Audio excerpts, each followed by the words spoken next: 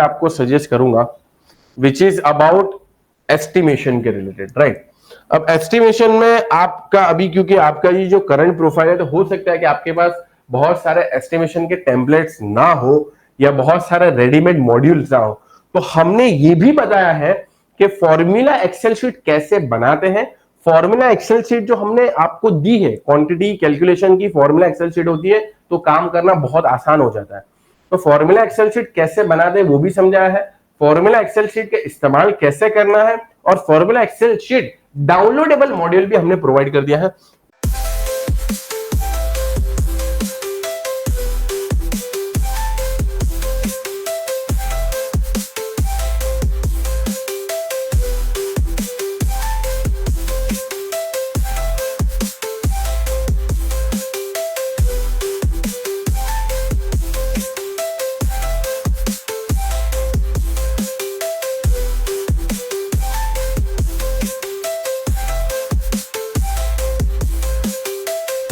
उसके लिए यहां पर आप हमारे पोर्टल पर सर्च कर सकते हो, यहां पर आकर आप हमारे पोर्टल पर एक बार सर्च कर सकते हो। हम यहां पर सर्च करेंगे एस्टीमेट, ठीक है। चलो ये मैं सर्च कर देता हूं, अभी क्या आता है, लेट्स सी। हाँ, लोडिंग स्टार्ट हो चुका है।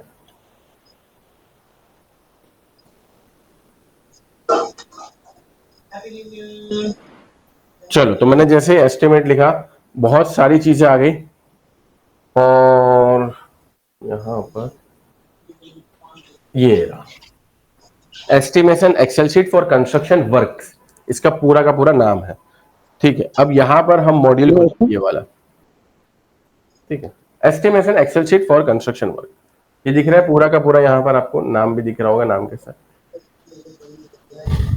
तो पहला तो आप क्वांटिटी सर्वेइंग वाला या क्वांटिटी सर्वेयर वाला मॉड्यूल आप कंप्लीट कर लीजिए। उसके बाद ये वाले आपको जो टेम्पलेट्स दिए गए, इसमें हमने ये भी सिखाया कि बनाना कैसे है, इस्तेमाल कैसे करना है, और डाउनलोड करने का भी हमने इसमें ऑप्शन दे दिया। तो आप ये सारे को यहां पर दिख रहा होगा, डाउनलोड का ऑप्शन दिख रहा होगा।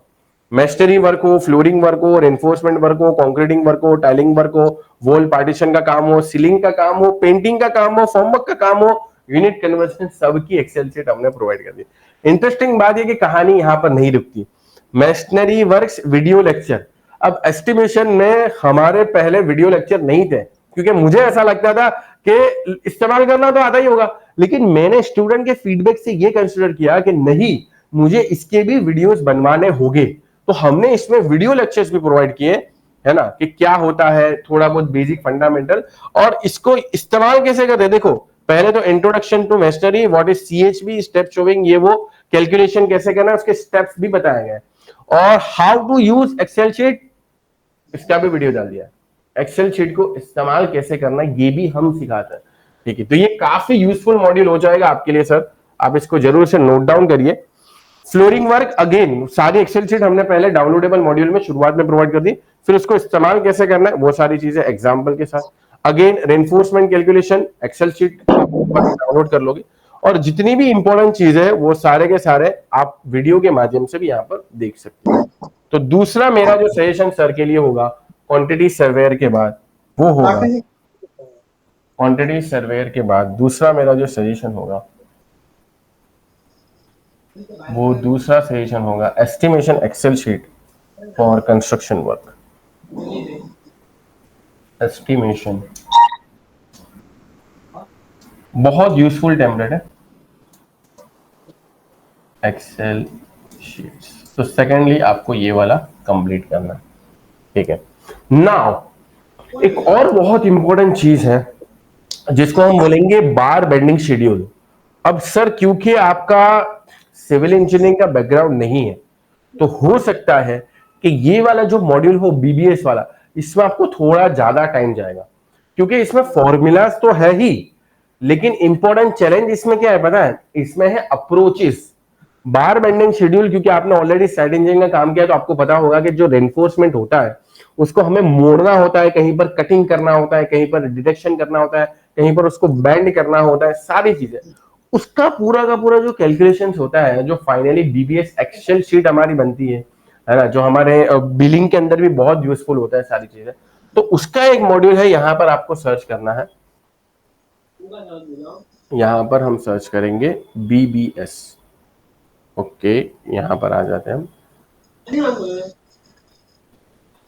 और ये इसमें थोड़ा सा ज्यादा समय लगेगा, इसलिए पहले आप आराम से इजी वाले जो मॉड्यूल है वो कंप्लीट कर लो। और इसमें मुझे ऐसा लगता है कि आपको 3 महीने तो लगेंगे अगर रोजाना आप आधा से 1 घंटा दे रहे हो, है ना, क्योंकि ये अगर आपका सिविल इंजीनियरिंग बैकग्राउंड होता तो शायद, और क्योंकि मुझे लगता है कि आपका 22 साल का एक्सपीरियंस है तो हो सकता है कि आपको ये जल्दी आ भी जाए। इट्स अप टू यू कि आप कितनी शिद्दत से और कितने बैकग्राउंड से इसको इम्पैक्ट करते हो। लेकिन ये बहुत यूजफुल है, इसको बिल्कुल भी स्किप मत करना। आपके आगे जो भी क्वांटिटी सर्विंग है, एस्टिमेशन है, बिलिंग है, इसमें बार bending schedule is must must and necessary, बहुत ज्यादा इंपॉर्टेंट है। तो हम यहां पर आ जाते हैं और लिख देते हैं BBS, ठीक है, और सब कुछ आपके पास ही है। और अच्छी बात ये है कि लाइफ टाइम वैलिडिटी आपके पास पूरे के पूरे पोर्टल की। तो अगर मान लो, मैं ऐसा नहीं बोल रहा हूं कि सारी चीजें आपको आज ही जरूर पड़ेगी, अगर आपको 5 साल के बाद भी कोई चीज की रिक्वायरमेंट होती है तो पोर्टल यहाँ पर है, लॉग इन करिए सेम रजिस्टर्ड जीमेल आईडी से, चाहे मोबाइल के एप्लीकेशन से आप एक्सेस कर सकते हो या फिर आप अपने लैपटॉप में भी देख सकते हो, ठीक है। तो BBS स्मार्ट स्टडी वाला ये हमारा एक बहुत जायंट मॉड्यूल है, इसमें हमने हर एक चीज को कंप्लीट कंसिडर किया है। जो मैं आपको इंडियन स्टैंडर्ड की बात कर रहा था JPS सर, तो इंडियन स्टैंडर्ड्स में भी क्या है, अलग अलग रिक्वायरमेंट के हिसाब से अलग अलग कोड होते हैं। कंक्रीटिंग वर्क के लिए जनरली हम IS 456 इस्तेमाल करते हैं। आपने क्योंकि स्टील का काम किया तो स्टील के काम में हम जनरली IS 800 इस्तेमाल करते हैं। अभी यहाँ पर बार बेंडिंग शेड्यूल के लिए हमारे लिए जरूरी होता है IS 2502। और मुझे याद दिलाना अगर मैं भूल जाऊं तो, हमारी पूरी की पूरी IS कोड की लाइब्रेरी बनी हुई है, उसमें आप आराम से अपनी रिक्वायरमेंट के हिसाब से कोई भी IS कोड डाउनलोड कर सकते हो और सारा का सारा जो भी कंस्ट्रक्शन के रिलेटेड ऑलमोस्ट चीजें डाल दिए, इनफैक्ट ट्रांसपोर्टेशन के रिलेटेड भी डाल दिया। लेकिन अभी क्योंकि आपका रोल क्वांटिटी सर्विंग और एस्टिमेशन में, तो आपको IS 2502 मिल जाएगा। यहां पर भी मिल जाएगा, देखो यहां पर भी देखो हमने PDF रख दी है, 31 पेज की, बहुत छोटी सी है लेकिन BBS, हाँ BBS के अंदर भी है। थर्ड वाले में इंपॉर्टेंस जब मैं एक वीडियो के अंदर समझाऊंगा 12 मिनट के अंदर, मैं यही समझाता हूं कि क्यों इसका इंपॉर्टेंट है। क्योंकि लोग कैलकुलेशंस तो कर लेते हैं लेकिन उसका अप्रोच कहां से आया, वो इंडियन स्टैंडर्ड ने बताया है तो वो अप्रोच आया। BBS के अंदर सबसे इंपॉर्टेंट जो चैलेंज है वो यही है कि आप कौन सा अप्रोच सिलेक्ट करते हो। कहीं पर डिडक्शन करना होता है, कहीं पर नहीं करना होता है। एक होता है इकोनॉमिकल अप्रोच और एक होता है सेफ्टी अप्रोच, ठीक है। तो कभी हमें इकोनॉमिकल की तरफ, कभी सेफ्टी की तरफ, और अगर आप सेफ्टी की तरफ जाओगे तो थोड़ा सा आपका एक्सटेंशन हो जाएगा एनफोर्समेंट का। इकोनॉमिकल में जाओगे तो हो सकता है कि आपकी सेफ्टी कॉम्प्रोमाइज हो जाए। क्योंकि पिछले ही सेशन में हमारा एक साइट रिलेटेड हमारा सेशन हुआ था, उसमें मैं देख पा रहा था कि उसमें BBS में इकोनॉमिकल अप्रोच था। इकोनॉमिकल अप्रोच मतलब बोले तो आप देखोगे यहाँ पर मैंने बहुत अच्छे से समझाया, खास करके अभी मैं आपको बताऊंगा, हमारा शुरुआत का लेक्चर भी बहुत इंपॉर्टेंट है। तो उसमें मैंने देखा पिछली बार साइट पर एक पर्सन थे हमारे प्रद्युमन जी, और उन्होंने मुझे ये बताया साइट पर जाकर के सर इकोनॉमिकल अप्रोच में हुआ प्रॉब्लम क्या, कि सेफ्टी छूट गई। क्यों सेफ्टी छूट गई? क्योंकि आपने साइट इंजीनियरिंग किया है, साइट एग्जीक्यूशन किया, तो आपको पता होगा हमारी जो रेनफोर्समेंट की स्टीरअप्स होती है, ठीक है, उसको हमें 135 डिग्री को मोड़ना होता है। अब अगर आपने स्टीरअप्स की कटिंग ही छोटी की है तो 135 डिग्री तो मुड़ेगा ही नहीं ना। उस केस में फिर क्या करता है कॉन्ट्रैक्टर, उस केस में फिर कॉन्ट्रैक्टर उसको 90 डिग्री मोड़ के छोड़ देता है। तो घाटा किसका होगा भाई, नुकसान किसका होगा? As a safety engineer, site engineer आप वहां पर खड़े हो, या एज ए क्वांटिटी सर्वर आप क्वांटिटी कैलकुलेट करके दे रहे हो, तो वो सारी चीजें हमें पता होनी जरूरी है। चलो, तो ये एक BBS वाला मॉड्यूल में पूरा आपको बताऊंगा, जनरल गाइडलाइंस क्या फॉलो होनी चाहिए, इसका फायदा क्या है, फिर बेसिक फंडामेंटल्स यहां से स्टार्ट होते हैं। काफी जायंट और काफी बड़े बड़े लेक्चर्स भी आपको इसमें देखने को मिलेंगे, लेकिन जैसा कि मैंने कहा कि आपको फंडामेंटल चीजों से ही स्टार्ट करना है, ठीक है। और जैसे कि मैंने आपको बताया कि सबसे पहला और सबसे फंडामेंटल लेक्चर्स ये 2 लेग स्टीरअप्स, यहाँ पर जितने भी पॉसिबल स्टूडेंट के डाउट आते हैं सब मैंने सॉल्व कर दिए कि भाई यहाँ पर अप्रोच के ऊपर मैंने खास करके जो इकोनॉमिकल और सेफ्टी वाला अप्रोच है वो मैंने यहाँ पर सबसे पहले स्टूडेंट को बताया। पहले तो फंडामेंटल चीजें कवर किए, उसके बाद यहाँ से मैंने स्टार्ट किया है। उसके बाद 4 लेग स्टीरअप का पहला प्रकार, दूसरा प्रकार, उसके बाद हेलिकल रिंग, उसके बाद ट्रेपेजियम स्टीरअप, उसके बाद ट्रायंगुलर स्टीरअप, डायमंड स्टीरअप, सर्कुलर स्टीरअप्स, और बेंट अप बार, मतलब सब कुछ इसमें हमने कवर करने की, चेयर बार, ठीक है, जो जनरली हम फुटिंग वगैरह में इस्तेमाल करेंगे। फिर फुटिंग का एक बहुत बढ़िया सा सेशन है इसके अंदर, कॉलम का एक बहुत बढ़िया सा सेशन है, प्लिंथ बीम के ऊपर है, इसके अलावा बार बेंडिंग शेड्यूल ऑफ बीम है, लिंटल है, रिटेनिंग वॉल है, वन वे स्लैब के ऊपर है, टू वे स्लैब के ऊपर बहुत बढ़िया, इसमें हमने एनिमेशन का भी इस्तेमाल किया है। अगर साइड पर कोई नहीं जा पा रहा है, उसको समझ में नहीं आता, तो उसके लिए हमने एनिमेशन, 1 घंटे का आसपास का लेक्चर है, तो आप जरूर से इसको देखिए। वह पाइल गेज और इसी तरीके से बहुत सारे इंपॉर्टेंट मॉड्यूल्स हमने इसके अंदर, देखो अगेन ये कैंटिलीवर बीम है, इसी तरीके से पाइल फाउंडेशन में आपको बहुत इंपॉर्टेंट होगा। फिर स्टेयरकेस में with waste slab, without waste slab, सारी चीजें। अब ये देखो विथ वेस्ट स्लैब 1 घंटे मतलब 1.5 घंटे के आसपास का लेक्चर। मॉड्यूल काफी लंबे लंबे हैं, तो आप इसको अच्छे से कंप्लीट और कवर करने की कोशिश करिए। फिर अगेन जैसा कि मैंने कहा, बीबीएस के अंदर भी एक्सेल शीट्स आती है, तो बीबीएस की एक्सेल शीट्स हमने यहाँ पर कंप्लीट कवर करने की कोशिश की है, ठीक है। तो और फिर फाइनली ये वाला, तो इसके बाद जो आपका जो लिस्ट बन रहा है, इसके बाद मैं कहूंगा आप कौन सा इस्तेमाल करिए। आप इसके बाद आ जाइए कहां पर, बीबीएस वाले मॉड्यूल। इतना तो आप एक टाइमलाइन बनाओ, क्योंकि आप अच्छे से वहां पर भी आपकी रिस्पॉन्सिबिलिटी ज्यादा होगी, जैसा कि मैं समझ पा रहा हूँ। तो आप कोशिश ये करो कि अगले 6 महीने में तो इसको बहुत अच्छा कर दो, ठीक है। बहुत अच्छा मतलब मैं तो चाह रहा हूँ कि यार आप हमारे किसी भी वीडियो को मल्टीपल टाइम्स भी देख सकते हो, ऐसा कोई लिमिट नहीं है, लाइफ टाइम वैलिडिटी है और कितनी भी बार देख सकते हो। और मुझे पता है कि as a non civil background हो सकता है कि कभी आपको दिक्कत होगी, कोई प्रॉब्लम होगी, तो कोई बात नहीं, उसको आप नोट डाउन करो, मल्टीपल टाइम देख के सॉल्व हो जाता है तो अच्छी बात है, ना सॉल्व हो तो लाइव सेशंस में आकर सॉल्व कर लो, ठीक है। इसके लिए मैं आपको टाइमलाइन देता हूं, क्योंकि आप काम भी कर रहे हो, 6 महीने के अंदर आप कोशिश करो कि इसको आप कंप्लीट कर लो। Sorry for the disturb. मैं एक बात बताऊं सर आपको। हाँ जी बोलिए। ये पूरा मैं काम तो कर लेगा, प्रॉब्लम नहीं मेरे को। मेरे को थोड़ा दिक्कत इसमें है कि प्रेजेंटेशन, जैसा हमारे मैनेजमेंट को प्रेजेंटेशन देने में मेरा साइड से थोड़ा वीकर सेक्शन है, तो उसमें आप प्रेजेंटेशन देना पड़ता है। नहीं, सही बात है, तो उसमें आपको थोड़ा हेल्प चाहिए। Sure sure sure sure. तो ये मैं आपसे जानना चाहता हूं कि आपका प्रेजेंटेशन किसके ऊपर होता है जनरली? Related estimation. तो एक कंप्लीट प्रोजेक्ट रहेगा, कंप्लीट प्रोजेक्ट में नंबर ऑफ ब्लॉक्स, 4-5 ब्लॉक्स रहेंगे, उसमें सॉइल वर्क से लेके कंप्लीशन ऑफ इंटीरियर तक रहेगा। तो ये पूरा एस्टिमेशन निकाल के देना पड़ेगा, तो इसका प्रेजेंटेशन भी देना पड़ेगा। देखो जेपीएस जी, में एक बात बताऊं जी, आपकी बात समझ गया मैं। जी, प्रेजेंटेशन आपका एक रोल है, ठीक है, आपका काम है, आज भी प्रेजेंटेशन देना है, फॉर एग्जांपल थोड़े टाइम के बाद भी देना होगा, उसके बाद भी देना होगा, उसके बाद भी देना होगा, क्योंकि आपका रोल ही है कि आप वो समझा पाओगे भाई क्या क्या कितना कितना क्वांटिटी लगा, कितना कितना खर्चा हुआ, एक तरीके से। और मेरी मानो तो अगर आप ये तीनों मॉड्यूल सही तरीके से कर पाते हो, तो आपके ऑलमोस्ट सारे डाउट सॉल्व हो जाएंगे। कि क्योंकि क्वांटिटी का एस्टिमेशन बोले कि क्वांटिटी कैलकुलेशन कैसे होता है, कि क्वांटिटीज में क्या ध्यान रखना है, वो सब कुछ क्यूएस और बीबीएस स्पेसिफिकली रेनफोर्समेंट के रिलेटेड सारे हो जाएंगे।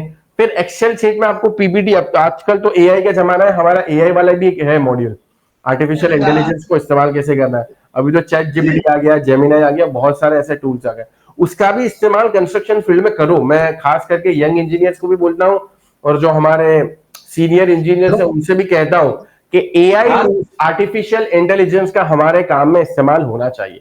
हाँ, लेकिन ऐसा नहीं है कि हमें कुछ नहीं पता और हम एआई टूल का इस्तेमाल करें, तो एआई गलती करता है, अभी वो डेवलपिंग स्टेज में। लेकिन हमारे पास अगर नॉलेज भी है और हमारा काम जल्दी से हो जाए, तो उसके लिए हम डेफिनेटली एआई टूल्स का इस्तेमाल कर सकते हैं।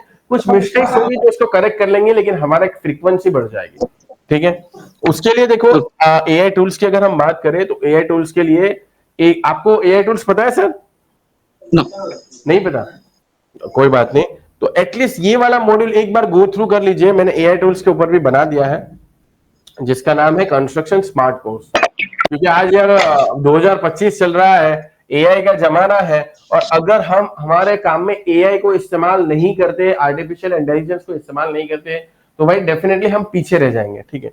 यहाँ पर मैं लिखूंगा कंस्ट्रक्शन स्मार्ट कोर्स, अरे यहाँ पर आप तो एक गो थ्रू मिल जाएगा, मैं एक ओवरव्यू मिल जाएगा कि भाई कौन से एआई टूल्स है। और उसके बाद एक बार आप एआई की दुनिया में थोड़ा एंटर करोगे तो आपकी क्यूरियोसिटी और बढ़ जाएगी कि हाँ भाई ये टूल्स भी है, ये टूल्स भी है, ये टूल्स इसके लिए, इससे मेरा काम फटाफट हो सकता है, ये सारे। तो यहां पर मैं आपको थोड़ा सा, क्योंकि मुझे पता है हमारा सिविल इंजीनियर साइट के ऊपर इतना बिजी होते हैं, हमारा सिविल इंजीनियर्स कंस्ट्रक्शन पे काम करने वाले इतना काम करने में बिजी होते हैं कि भाई वो एआई टूल्स उनको पता ही नहीं होते क्योंकि अब जब पता ही नहीं है तो उसका इस्तेमाल का इंपॉर्टेंस भी नहीं पता होगा। और इसी चीज को, इसी प्रॉब्लम को ध्यान में रखते हुए, अच्छा मैं आपके साथ बात कर रहा हूं ना, सेम मैंने उमेश जी के साथ भी बात की थी, क्योंकि उमेश जी भी इतने सीनियर पोजीशन पर थे ना। अब तो क्या होता था, बहुत सारे उनके अंडर में जो इंजीनियर्स है, सुपरवाइजर्स है, वो काम कर रहे हैं, और क्योंकि उनको लर्निंग अच्छे से करनी है तो वो हमारे साथ जुड़े हुए थे। तो यहां पर एक छोटा सा मॉड्यूल मैं आपके लिए सजेस्ट करना चाहूंगा, which is called construction smart course. ठीक है, कंस्ट्रक्शन स्मार्ट कोर्स, ये ना मैं यहाँ पर ओपन कर रहा हूँ, तो यहाँ पर है कंस्ट्रक्शन स्मार्ट कोर्स। देखो इसमें मैंने बताया है कि एआई का यूज गाइड क्या है, आर्टिफिशियल इंटेलिजेंस को इस्तेमाल कैसे करते हैं। बहुत वैल्यूएबल चीज है, सभी लोगों को देखना चाहिए। कितने का है, कितना टाइम है, 2 घंटे के ऊपर का सिर्फ और सिर्फ इसके ऊपर मैंने मॉड्यूल लिया है। और इसमें मैं इंट्रोडक्शन के अंदर बताता हूं कि क्यों जरूरी है। सिविल इंजीनियर कंस्ट्रक्शन फील्ड में काम करने वाले एआई की अल्टीमेट कैपेसिटी को नहीं समझ पा रहे। और आगे जैसा कि एक बार क्या हुआ था कि पहले हम कोई भी कंप्यूटर को सीरियस नहीं लेते थे, जब मैं 2000 की बात कर रहा हूं, ठीक है, 1995 2000 2000 में सबको ऐसा लगता था कि कंप्यूटर का इस्तेमाल कौन करेगा, आईटी फील्ड वाले। लेकिन 2000 2003 2004 2005 तक तो सबको ये रियलाइज हो गया कि इंडस्ट्री चाहे कोई भी हो, कंप्यूटर तो सबको चाहिएगा। ये 2005 तक रियलाइज हो गया। फिर आगे जाकर एक जमाना ऐसा आया जब लोगों को लगता था कि मोबाइल टच स्क्रीन वाले महंगे महंगे मोबाइल तो कौन इस्तेमाल करेगा, ये सबका नहीं है, तो खाली अमीर लोग ही करेंगे। लेकिन 2014 तक आते आते सबको ये बात पता चल गई कि टच स्क्रीन वाले मोबाइल के बिना तो आगे नहीं बढ़ पाएंगे, सारा काम ये मोबाइल से हो पाता है। तो सब ने ऑब्वियस बात है कि अपने आप को रिसर्च किया। अब अगर 2025 या 2024 के दुनिया में अगर हम रह रहे हैं 2024-25 में, और अभी अगर हमें ऐसा लगता है कि आर्टिफिशियल इंटेलिजेंस हमारे जनरल कामों में काम नहीं आएगा, तो अभी हम सेम गलती कर रहे हैं जो लोगों ने 2003 में करी, जो लोगों ने 2014-15 में करी। आर्टिफिशियल इंटेलिजेंस हर एक फील्ड में काम आता है, और इसके लिए उसका इंपॉर्टेंस नहीं पता, इसीलिए हमने सारी चीजों को जान रखा है कि स्ट्रक्चरल इंजीनियर या कंस्ट्रक्शन में काम करने वाले प्रॉब्लम क्या करें। इसीलिए हमने एआई, यहां पर सेकंड मॉड्यूल आप देख सकते हो, व्हाई एआई क्यों जरूरी है। और उसके बाद चैट जीपीटी एक्सपेरिमेंट और बहुत सारे स्टूडेंट के साथ क्या काम आएगा, उसका डिसीजन मेकिंग कैसा है, क्या डेवलपिंग स्टेज है, लर्न विथ एआई एंड बहुत सारी चीज हमारे day to day use case में, चाहे सिविल इंजीनियर हो, इंटीरियर डिजाइनर हो या आर्किटेक्ट हो, एआई का दोस्तों हमें यूज पता होना चाहिए। तो कंस्ट्रक्शन स्मार्ट कोर्स में हमने इस बात को एड्रेस किया है। छोटा सा मॉड्यूल है, लगभग 2 घंटे में आसपास का आपका खत्म हो जाएगा, लेकिन जरूरी है, इससे आपका एआई की दुनिया से थोड़ा राब्ता हो जाएगा कि एआई कंस्ट्रक्शन में कैसे इस्तेमाल करें। तो एक छोटा सा मैं यहां पर लिख देता हूं, कंस्ट्रक्शन स्मार्ट कोर्स।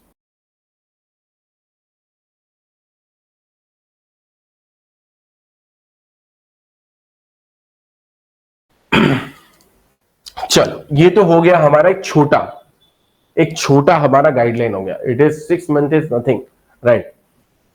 क्योंकि जो जितना हमारा कंटेंट है उसके कंपेयर में 6 महीने तो बहुत छोटा टाइम लाइन है। ऑब्वियस बात है कि 6 महीने अगर हम एग्जीक्यूशन वाइज देखें तो बड़ा है, लेकिन जितना हमारा प्लेटफॉर्म पे कंटेंट है, डेटा है, उसके कंपेयर में तो 6 महीने इज नथिंग।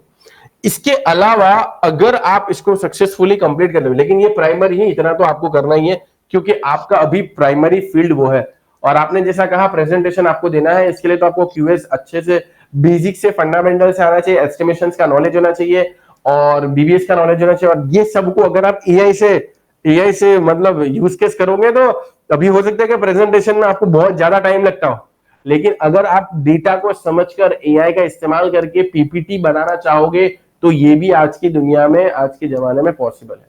बहुत अच्छा प्रेजेंटेशन आपका डेवलप हो सकता है एआई के माध्यम से। वो जो करना चाहिए है ना, हर चीज, जैसे कि पहले हम कंप्यूटर का इस्तेमाल नहीं करते थे, सही थे, लेकिन आज आप भी हमारे साथ कंप्यूटर या मोबाइल से जुड़े हो, हम भी कंप्यूटर या मोबाइल का इस्तेमाल करके पूरा बढ़िया तरीके। इसके अलावा भी construction management, 3D animation learning, इसके अलावा कंस्ट्रक्शन मैनेजमेंट के अलावा हमारे पास, हाँ ये मैं बता रहा था कि यहाँ पर हमने सभी लोगों के लिए एक फ्री कंटेंट लाइब्रेरी भी रखी है और हमारे यहाँ पर आईएएस कोड की लाइब्रेरी भी है। यहाँ पर हम लिख देंगे आईएएस कोड। जो आईएएस कोड आपको नहीं पता है या जो आपके पास नहीं है अलग अलग रिक्वायरमेंट के हिसाब से, इसको मैं एक बार खोलना चाहूंगा। यहाँ पर हमें लिखना है आईएएस कोड। चलो तो ये आ जाएगा आईएएस कोड लाइब्रेरी। अब इसमें क्या क्या है, अब अच्छा ये मैंने सभी लोगों के लिए फ्री रखी है, इसका मैं कुछ भी चार्ज नहीं करता हूं, सभी लोगों के लिए फ्री है, ओपन सोर्स चीज है, सभी लोगों को जरूर पड़ती है, ठीक है। हालांकि आप हमारे एप्लीकेशन पे देखो, कहीं पर भी देखो, यहां पर आप देख सकते हो क्या लिखा हुआ है, IAS 2502, IAS 456 और कौन से पर्पज के लिए इस्तेमाल होता है वो भी लिखा हुआ है, ताकि आपका टाइम बिल्कुल भी वेस्ट ना हो, ठीक है। उसके अलावा ISP 34 बहुत इंपॉर्टेंट है, handbook for concrete on reinforcement and detailing, यानी जिन लोगों को ड्राइंग रीडिंग नहीं आता उनके लिए बहुत यूजफुल चीज। तो ये पूरी की पूरी आईएएस कोड की लाइब्रेरी है, काफी डिटेल है, ये आप इसको जरूर से यूज करिएगा। जो भी आईएएस कोड या जो भी कंस्ट्रक्शन फील्ड के हिसाब से आपको इंडियन स्टैंडर्ड की रिक्वायरमेंट हो, सारे हमारे प्लेटफॉर्म पे अवेलेबल है। उसके अलावा भी बहुत सारे कोर्सेज है, और आपने जैसा कहा कि सॉफ्टवेयर में आपका हाथ नहीं बैठा हुआ, तो आपको मेरा सजेशन ये है कि जब भी आपको समय मिले, क्योंकि आप एक काफी अच्छी पोजीशन पर हो, तो मुझे लगता है कि आपको वीकेंड में थोड़ा समय मिलता होगा, है ना, वीकडेज में भी थोड़ा समय मिल जाता होगा, हॉलीडेज वगैरह होते होंगे, जिसमें आप प्राइमरी तो ये कवर करने की कोशिश करिए।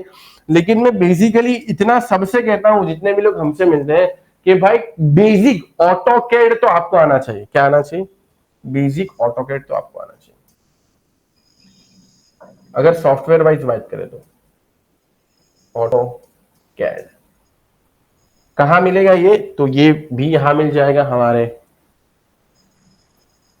पोर्टल के ऊपर। आपको बस इतना लिखना है, इतना आना चाहिए। फिर ये भी क्या हुआ, एक सॉफ्टवेयर की दुनिया का पहला कदम है ऑटोकैड, है ना, सॉफ्टवेयर की दुनिया का पहला कदम है ऑटोकैड। तो ऑटोकैड पर आ जाइए, यहां पर मैं सर्च कर देता हूं, सॉफ्टवेयर की दुनिया का पहला कदम हो जाएगा। तो पहला कदम हो जाएगा तो हम यहाँ पर ऑटोकैड मास्टरी के अंदर पहुंच जाएंगे, और इसके बाद 3ds Max, SketchUp, Revit, civil 3D, BIM, जो चाहो आप कर सकते हो। लेकिन पहला कदम क्या है? सॉफ्टवेयर की दुनिया में एंटर करने का, ये है पहला कदम आपका ऑटोकैड, ठीक है। काफी यूजफुल चीज है, तो आप इसका सही तरीके से इस्तेमाल करिए। जब भी आपको फ्यूचर में समय मिले, मैं ऐसा नहीं बोलता हूं कि आपको 6 महीने बाद यही करना है, लेकिन अगर 1 साल बाद भी अगर आपको सॉफ्टवेयर फील्ड में आगे बढ़ना हो, तो आप बिल्कुल भी टेंशन मत लेना, आपके पास ये सारी चीजों का फ्री एक्सेस है, तो आप इसका फायदा उठाना, ठीक है। तो यहां पर मैं लिखना चाहूंगा ऑटोकैड फॉर स्टार्टिंग, और उसके बाद बहुत सारी चीजें, हमारे सारे सॉफ्टवेयर उसके अंदर अवेलेबल है। लेकिन primarily this should be done by yourself with in a 6 month और अ ईयर, जिसमें मैं ऑटोकैड को भी कंसीडर करता हूं, क्योंकि सॉफ्टवेयर सीखने में बहुत ज्यादा समय जाता है। जी बोलिए। Please continue. ठीक है, अब मेरा आपसे सवाल है जेपीएस सर, मुझे उम्मीद है कि जो भी मैंने आपको यहाँ पर गाइड किया है उसके हिसाब से आप स्टार्ट करोगे, चलोगे, कोई बात नहीं। लेकिन अब एक सबसे इंपॉर्टेंट बात यह है कि ये जो 22 साल का आपका जो जायंट करियर है, इसमें सबसे इंपॉर्टेंट सलाह हमारे यंग इंजीनियर्स को आप क्या देना चाहोगे? Be smart, work smart. Be smart and work smart, थोड़ा सा इलाबोरेट कर पाओगे सर इसको? क्योंकि हमारे इंजीनियर से तभी स्मार्ट नहीं है, वो नहीं समझ पाएंगे। मतलब हार्ड वर्क नहीं है, स्मार्ट वर्क करो बोलेगा। जी बोलिए। हार्ड वर्क नहीं है, स्मार्ट वर्क करो बोलेगा। नहीं, हार्ड वर्क नहीं है, स्मार्ट। मतलब ये अगर हम बात करें कंस्ट्रक्शन इंडस्ट्री में, तो जी मतलब स्मार्ट वर्क को अप्लाई कैसे करें? चलो ये तो समझ में आ गया, स्मार्ट वर्क करना है। Now how we can apply this smart work, ये आप मुझे बता दीजिए। आपने डेफिनेटली अप्लाई किया ही है, तो ही आप इस सेंटेंस पर आ पा रहे हो। तो अभी हमें स्ट्रगल हो रहा है। अभी ये जो डायलॉग जो बोला है ना, एक क्वांटिटी में मेजरमेंट करने के लिए मैं जा रहा है, एवरी टाइम टेप लेके मेजरमेंट निकाल के वो सब हार्ड वर्क में आएगा। हमारे पास AutoCAD है, ड्राइंग का ही सबसे फॉलो होना है, ड्राइंग में जो दिया है वही करना है। तो क्यों नहीं हम ड्राइंग का एरिया निकाल के, ड्राइंग की क्वांटिटी निकाल के, वो ड्राइंग के हिसाब से पॉइंट्स लेके उसका उतना ही एग्जीक्यूट करके उतना ही क्वांटिटी क्लोज करना। अच्छा अच्छा, देखो यहाँ तो पर मैं, हाँ बहुत बढ़िया बात बताई। देखो यार, ये 22 साल के एक्सपीरियंस के बाद ही कोई पर्सन इस कंक्लूजन पर आता है, जिसको मैं थोड़ा सा एक अच्छे तरीके से और बताना चाहूंगा कि सर ने ये जी कहा कि आपको स्मार्ट वर्क करना है हार्ड वर्क के कंपेयर में। नहीं ठीक है, जैसा कि इन्होंने के बहुत अच्छा एग्जाम्पल भी दिया कि अगर कोई क्वांटिटीज आपको निकालनी है, आप चेन और टेप के माध्यम से वहां पर साइट पर जाओ, उसको पूरा मेजर करो, फिर उसमें एरर आए, फिर इतना धूप में रहो, फिर वहां खड़े रहो, फिर कैलकुलेट करो। ये तो कर सकता है, ठीक है, एक बंदा कर सकता है, मतलब प्राइमरीली दिमाग में यही आता है। लेकिन स्मार्ट वर्क क्या होगा? स्मार्ट वर्क ये होगा कि इफ यू हैव ड्राइंग, अगर आपके पास ड्राइंग है, ड्राइंग के अंदर सारे डायमेंशन मेंशन होते हैं। ठीक है, सही बात है कि कितनी हाइट है, कितनी ऊंचाई है, कितनी चौड़ाई है ना। तो अगर हमारे पास मान लो एक दीवार के एग्जांपल से ले, तो एक दीवार के सारे डायमेंशन है, हमारे पास स्टैंडर्ड ब्रिक का डायमेंशन भी है, तो हम आराम से ऑफिस में बैठे बैठे भी उसको कैलकुलेट कर सकते हैं कि दिस विल बी अप्रोक्सीमेटली इतने नंबर ऑफ ब्रिक्स आ जाएंगे, और उसके हिसाब से हम ऑर्डर कर सकते हैं कि भाई इतने ईंट मंगवा। तो ये बहुत अच्छी सलाह रही होगी जितने भी हमारे यंग इंजीनियर्स है। और एक इसमें एक और चीज मैं ऐड करना चाहूंगा कि स्मार्ट वर्क आप कर कब पाओगे सर? सर शुरुआत के दिनों में तो आपको भी स्ट्रगल रहा होगा, राइट? डेफिनेटली। तो वो स्ट्रगल के पीरियड के दौरान, और यही मैं कहना चाहता हूं कि स्मार्ट वर्क तक आप तभी पहुंच पाओगे जब थोड़ी सी ठोकर खाओगे, थोड़े से हार्ड वर्क करोगे, थोड़ा ठोकर खाओ। तो सर ये थोड़ा सा यंग इंजीनियर्स को गाइड कर दीजिए कि अगर स्ट्रगल का पीरियड चल रहा है, स्ट्रगल का पीरियड मतलब हम मेहनत बहुत कर रहे हैं लेकिन कुछ वर्क नहीं कर रहा, उस स्ट्रगल के पीरियड में हमें क्या चीजों का ध्यान रखना चाहिए और अपने आप को कैसे काबू करना चाहिए, क्योंकि वहां पर बहुत सारे लोग गिव अप कर देते हैं। जी, तो गिव अप तो नहीं करने का है, तो टेक्निकली बी स्ट्रांग। इंजीनियरिंग में ऐसा है कि हर चीज का सॉल्यूशन है, तो थोड़ा दिमाग लगा के सोचेंगे तो हर चीज को सॉल्यूशन मिल जाएगा। तो उसको जस्ट एक तो स्ट्रीमलाइन सर में में, फॉलो, जी बोलिए बोलिए, क्या बोल रहे थे? नहीं एक प्रॉपर वे, एक स्ट्रीमलाइन में फॉलो होने का बस। Perfect perfect. तो यार यहाँ पर वही बात है। हम स्टेप 1 स्किप करेंगे, एंड स्टेप, एंड स्टेप तो प्रॉपर नहीं मिलेगा। हम सीक्वेंस में स्टेप 1 स्टेप 2 स्टेप 3 फॉलो होएंगे, तो all steps we will reach in proper way, so there is no need not to give up। Perfect perfect, यानी But अगर, बोलिए। बस इतना ही। ओके, बस इतने ही। चलो, तो सर की बात को मैं अच्छे से एक और बार इलेबरेट कर दूं, जिनको समझ में नहीं आया, बहुत अच्छी ये भी सर ने बात कही। सर ने ये कहा, अगर आपने ध्यान दिया हो, कि यार अगर आपको, अगर मान लो कि इसको एक ना, एक ये जो जर्नी है इतनी लंबी, इसको एक तरीके से लेडर की तरह देखो, सीढ़ी की तरह देखो, है ना। सर ने जो बात कहा उसको मैं थोड़ा सा इलेबरेट करना चाहूंगा कि एक लेडर की तरह देखो, एक सीढ़ी की तरह देखो। ठीक है, ये मान लेते हैं कि एक सीढ़ी है जो कि सर का एक बहुत लंबा, बहुत जायंट, और डेफिनेटली हमारी जर्नी भी कहां से स्टार्ट होती है भाई? जीरो से स्टार्ट होती है, बॉटम से ही स्टार्ट होती है। ठीक है, अब मान लो कि ये हमारे पास एक लेडर है, एक सीढ़ी है, और अभी जब हमारा स्ट्रगल वाला पीरियड होता है, कौन सा वाला? जब हमारा स्ट्रगल वाला पीरियड होता है, तो स्ट्रगल वाले पीरियड में डेफिनेटली हमें बहुत प्रॉब्लम होती है पहली सीढ़ी चढ़ने में, है ना। पहली सीढ़ी ही हम नहीं चढ़ पाते, और ये कंप्लीटली ओके चीज है।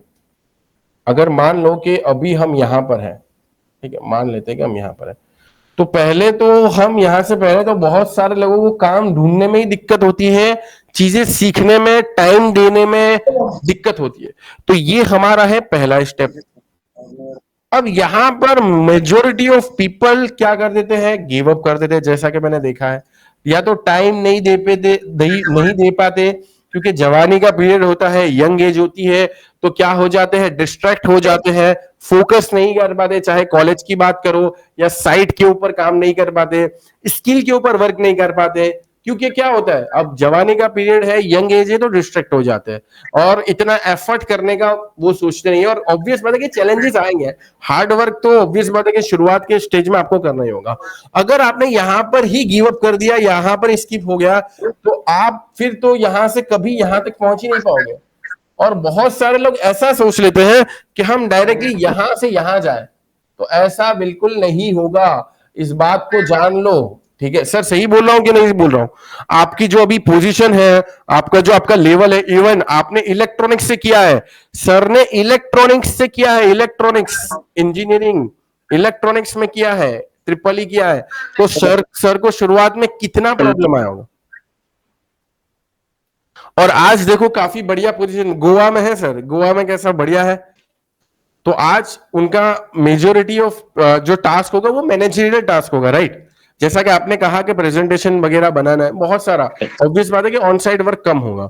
और आपने भी इस इंडस्ट्री का एक तरीके से फेज देखा होगा कि शुरुआत में जब हमारे पास अलग डिग्री है, कंस्ट्रक्शन इंडस्ट्री में आ रहे हैं, तो हमारे पास इतने अच्छे रिसोर्सेस नहीं होते, इतने अच्छे कॉन्टेक्ट नहीं होते, इतना अच्छा सैलरी भी नहीं होता, राइट? शुरुआत में सैलरी बहुत कम होगी सर। 22 साल पहले अगर बात करें तो लगभग 2001-2002 के आसपास। सर अगर आप बताना चाहो, तुम यहां पर मोटिवेशन मिल जाएगा बाकी लोग, कितनी शुरुआत की आपकी सैलरी थी? My first salary was 1800. 1800 रुपए, 1800 यार, ये जेन्युइनली बहुत बड़ा मोटिवेशन है। और Second अभी, salary, जी बोलिए। second and third salary was 2000. बोलो, वहां से इंसान को चालू करना पहला होता महीने में उस समय में 200 इंक्रीमेंट बोलेंगे तो बहुत गुड इंक्रीमेंट है। है। 1800 रुपीज पर मंथ, और दूसरी सैलरी 2000 रुपए प्रति महीना। अब आप जो हमारे यंग इंजीनियर्स हैं जिनको 5000, 10,000, 20,000, 8500. जी बोलिए sir. After 6 months, it was 8500. That's it. And फिर जब इंडस्ट्री के अंदर इन्होंने कुछ सीख लिया, कुछ काम कर लिया, so the increment was very handsome and the increment was very good, क्योंकि अब यहां पर वो वैल्यू ऐड कर पा रहे हैं जिस भी ऑर्गेनाइजेशन के लिए काम कर रहे हैं। सो फ्रॉम द 1800, तो अभी का तो मैं पूछ भी नहीं रहूंगा, और डेफिनेटली अभी तो बहुत ज्यादा हैंडसम होगी, क्योंकि 22 साल हो चुके हैं यार। टुडे करंटली तो बहुत ज्यादा हैंडसम सैलरी होगी डेफिनेटली, उसके बारे में मैं नहीं पूछ रहा। बट यहां पर जो हमारे लिए, जो खास करके यंग इंजीनियर्स हैं, उनके लिए मेरा सवाल था कि यार जिनको आज के दौरान सर, बहुत सारे हमारे यंग इंजीनियर्स को आईफोन चाहिए होता है, आईफोन शो ऑफ करने के लिए कि यार देखो मेरे पास 2-3 कैमरे वाला फोन है, and this is my life style, and this is I am wearing, and this is my, क्या बोलते हैं, ये मैं खाना खा रहा हूं, यहां पर घूम रहा हूं, and so and so and so. And और ऐसे भी लोग हैं जो हार्ड वर्क कर रहे हैं, क्योंकि मेरे साथ लाइव सेशंस में वही आ पाता है जो जेन्युइनली कुछ ना कुछ एफर्ट कर रहा है, जो जेन्युइनली, पिछली बार भी हमारे साथ एक वही पर्सन थे, साइट पर काम करते करते गाइडेंस सेशन उन्होंने वो अटेंड किया था। सोचो, उनका भी सैलरी अप्रोक्सीमेटली लगभग काइंड ऑफ 7 to 8,000 रुपीज था, जो कि आज के जमाने के 1800 रुपए ही है। ठीक है, तो वही मैं बता रहा हूं दोस्तों कि शुरुआत में मैं तो यहां तक अपने स्टूडेंट को गाइड करता हूं कि यार अगर शुरुआत में अर्निंग ना भी हो ना, तो भी दोस्तों आपको काम तो स्टार्ट कर देना चाहिए। ये मेरा गाइडेंस है। तो from 1800 to a massive kind of 22 साल के एक्सपीरियंस के बाद तो बहुत अच्छा अर्न हो रहा होगा, और फिर भी आप सीख रहे हो, ये बहुत बड़ी बात है। सैल्यूट है सर जी, और जितने भी लोग जो हमारे साथ जुड़े हुए हैं, सीखने की चाह रखते हैं। तो यहां पर जितने भी यंग इंजीनियर्स हैं उनको मैं बताना चाहता हूं कि यार आज अपनी लाइफस्टाइल के ऊपर फोकस ना करते हुए, आपको जो भी अर्न हो रहा है अपने फील्ड से, उसके ऊपर फोकस करोगे तो फ्यूचर में अच्छा होगा। राइट सर जी, फ्यूचर बेटर होता है कि नहीं होता? आपने 1800 जो पहली सैलरी थी वहां से स्टार्ट किया, उसके कंपेयर में आज तो आप अपने आप को बहुत ग्रेटफुली मानते होंगे।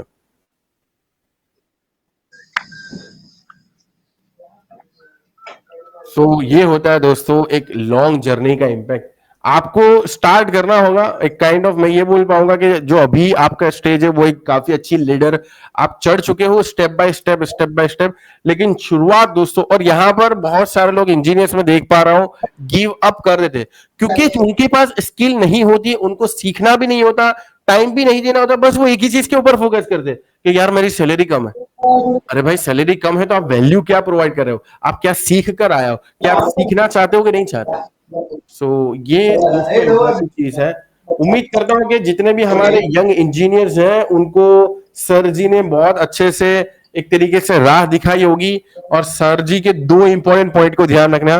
पहला है कि कभी भी गिव अप नहीं करना है, और दूसरा ये कि भाई ठोकरें आएगी, हार्डवर्क करना है, लेकिन स्मार्ट वर्क को भी दिमाग में ध्यान रखना है। सर जी इसके अलावा आप कुछ कहना चाहोगे लास्ट, आप फाइनली हमारे ऑडियंस को, स्टूडेंट्स को? मैं भी आज इधर है स्मार्ट वर्क और स्किल्स इंप्रूव करने के लिए, तो स्किल्स डेवलप करने के लिए और बेटर रिजल्ट मैनेजमेंट को देने के लिए। परफेक्ट।